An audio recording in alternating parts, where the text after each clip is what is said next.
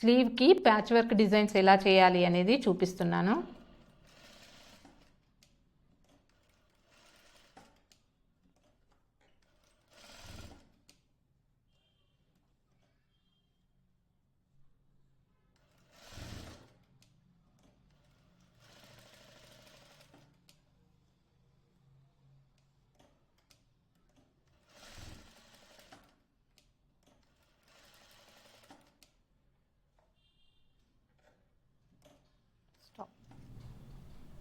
So ఇది మొత్తం మనము ఏ షేప్ కావాలో అది నేను కట్ చేసుకున్నాను.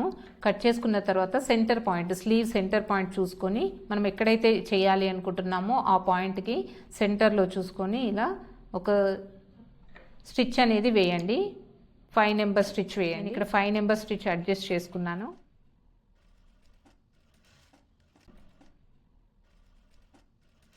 లేదు అంటే బీడెడ్ పిన్స్తో సెక్యూర్ చేసుకోండి. ఇలా చేసుకున్న తర్వాత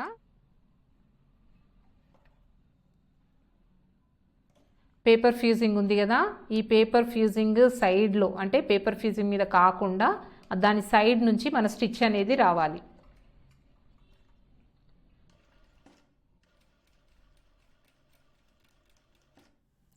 ఇక్కడ మొత్తం సైడ్స్ అంతా స్టిచ్ చేసేసానండి. చేశాక ఇలా ఫోల్డ్ చేసేసి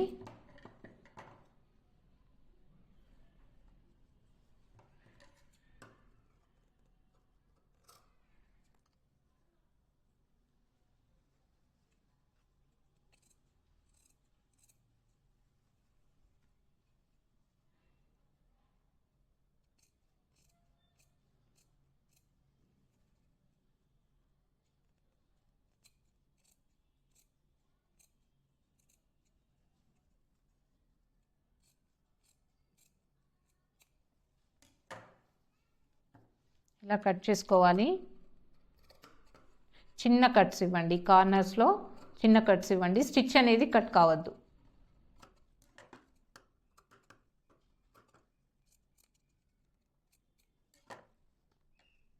ఇక్కడ మనం ఎక్స్ట్రా ఒకటి స్టిచ్ వేసుకున్నాం కదా, ఇది తీసేద్దాము.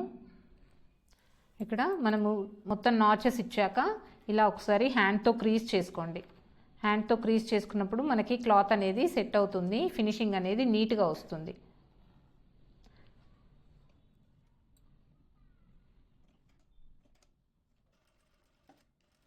స్టిచ్ లైన్ అనేది ఈ స్ట్రిప్ మీద వేస్తున్నాను.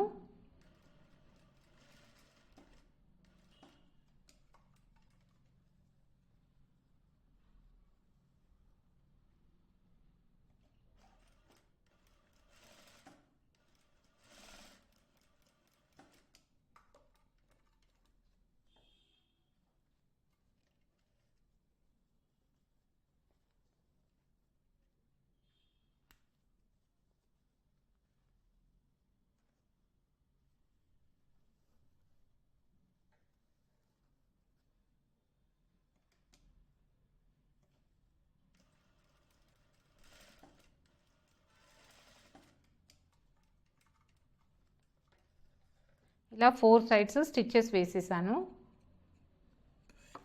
నెక్స్ట్ టర్న్ చేసుకోండి.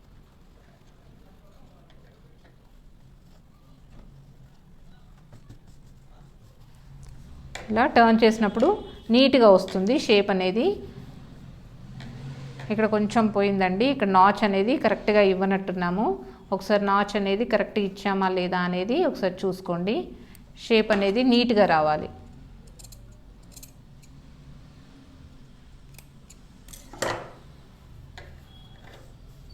ఇలా నీట్గా వచ్చాక కావాలి అంటే పైనుండి స్టిచ్ వేయండి, లేదు అంటే దీంట్లో మనము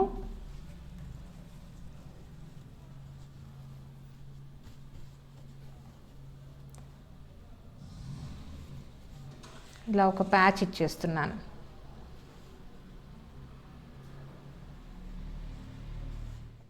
మొత్తం టర్న్ చేశాక నేను ఐరన్ చేసేసాను.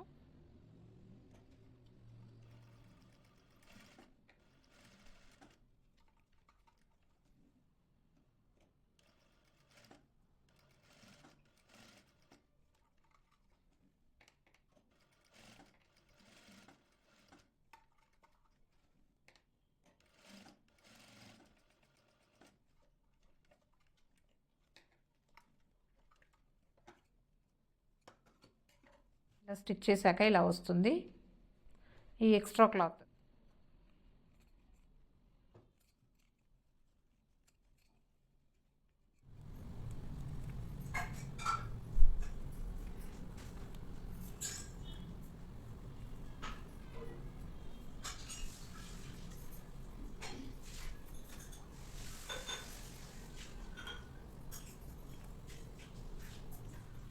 మనం మొత్తం చేశాక ఇలా వస్తుందండి. బ్యాక్ సైడ్ వచ్చేసి ఇలా వస్తుంది. దీన్ని మనం లైనింగ్ తోని కవర్ చేసుకున్నాం అనుకోండి, అంటే వితౌట్ లైనింగే నేను ప్యాచ్ వర్క్ అనేది చేశాను. తర్వాత లైనింగ్ వేసుకుంటే అసలు లోపల కూడా ఏముంది అనేది మనకి ఏం అర్థం కాదు. ఇలా నీట్గా ఉంటుంది.